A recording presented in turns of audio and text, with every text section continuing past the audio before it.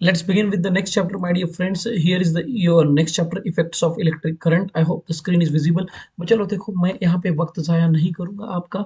आप लोगों को बहुत फास्ट पढ़ना है और ये chapter effects of electric current बहुत आसानी से मार्क्स देने वाला चैप्टर है, राइट। यहाँ पे आपको सबसे पहला क्वेश्चन मिलेगा दैट, जो कि ये डायग्राम में आपको कुछ ना कुछ हाइड करके पूछ सकता है, और ये 5 मार्क का क्वेश्चन आता है। तो इसको आप लोग जो नहीं पढ़ रहे फर्स्ट टाइम, वो लोग स्किप किए तो भी चलता है ये पेज, बच्चा लोग। लेकिन जो लोगों का अच्छे मार्क्स आते हैं वो लोग ये चैप्टर ये पढ़ना पड़ेगा, ठीक है। वन इसमें मार्किंग कुछ भी नहीं है। आपने यहाँ पे एक मेन फॉर्मूला है वीआईपी, यही मार्किंग है। वीआईपी फॉर्मूला, पावर का formula VIP, joule per second watt रहता है, ये एक मार्किंग है। अन्यथा ये 5 मार्क का क्वेश्चन है, derive the heating effect of electric current joule वाला। जूल हीटिंग डिराइव करो बोला तो ये पूरा पेज ड्रॉ करके 5 मार्क का क्वेश्चन आ सकता है। अभी आपका मार्किंग का सेशन स्टार्ट होता है। सबसे पहला क्वेश्चन आता है, कौन सा अलाई यूज होता है? निक्रोम अलाई यूज होता है। कहाँ पे होता है निक्रोम अलाइज? हीटर में। और बल्ब में कौन सा यूज होता है सर? इलेक्ट्रिक बल्ब में टंगस्टन यूज होता है, क्योंकि उसका टेम्परेचर बहुत ज्यादा है, वो बहुत रेडिएट करता है, वो ज्यादा लाइट इमिट करता है, क्योंकि ज्यादा हीट है, ज्यादा इंटेंसिटी है। क्यों रीजन भी कवर हो गया।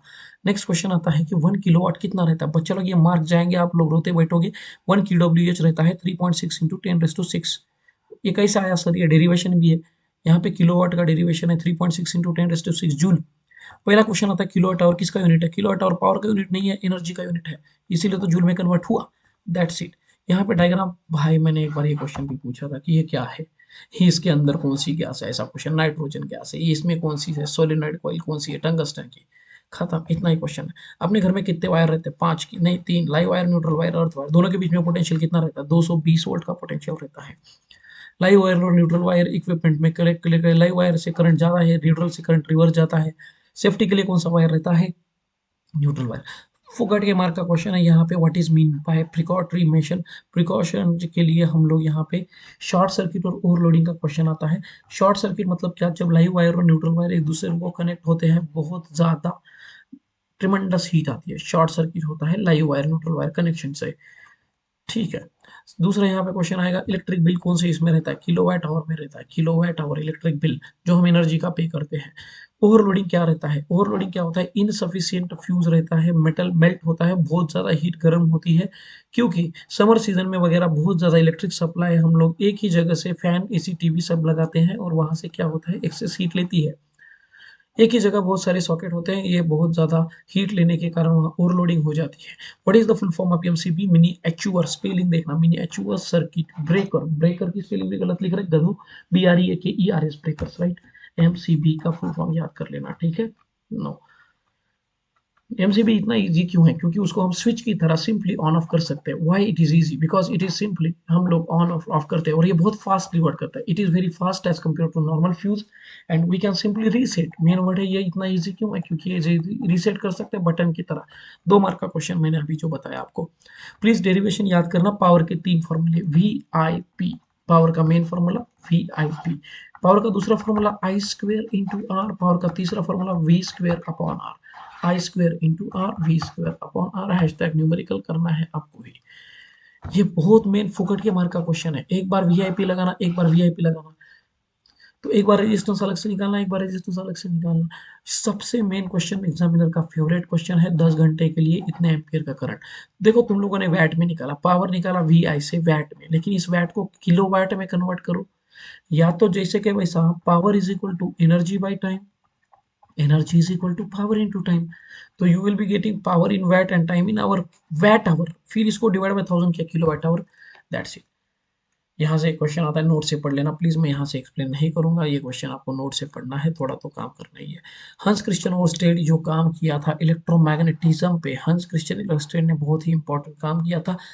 उसके ऑनर में उसको इंटेंसिटी पे हमने क्या किया, मैग्नेटिक फील्ड का इंटेंसिटी ओरस्टेड के नाम से यूनिट हो गया। जैसे फोर्स का यूनिट क्या है? न्यूटन, क्योंकि न्यूटन के नाम पे दिया, तो इंटेंसिटी ऑफ मैग्नेटिक फील्ड किसके नाम पे जानी जाती है?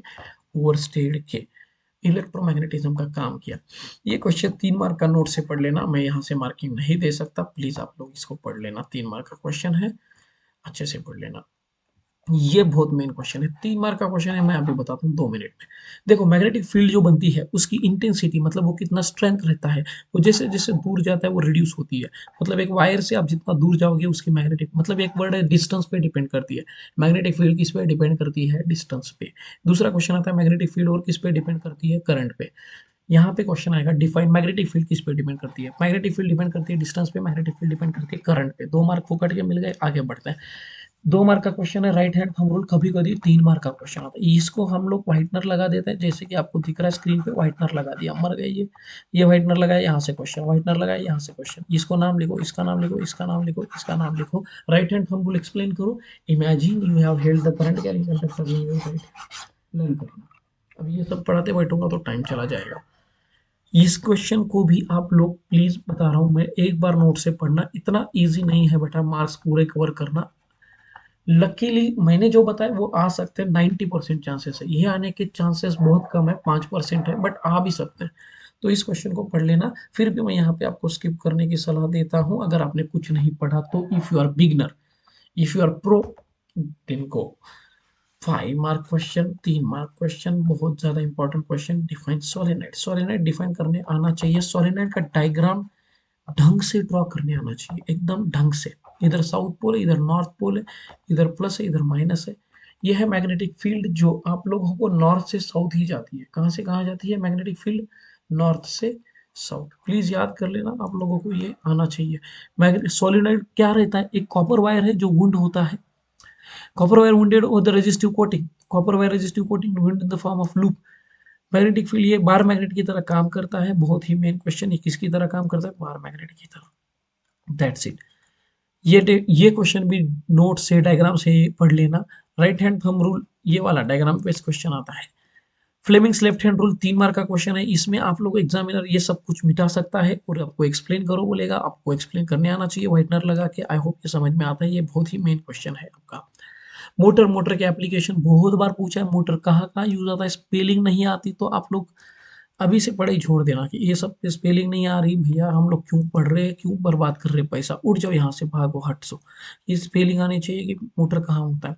मोटर क्या है? एक डिवाइस है। मोटर क्या है? एक डिवाइस है जो कन्वर्ट करता है mechanical to electrical, that's it.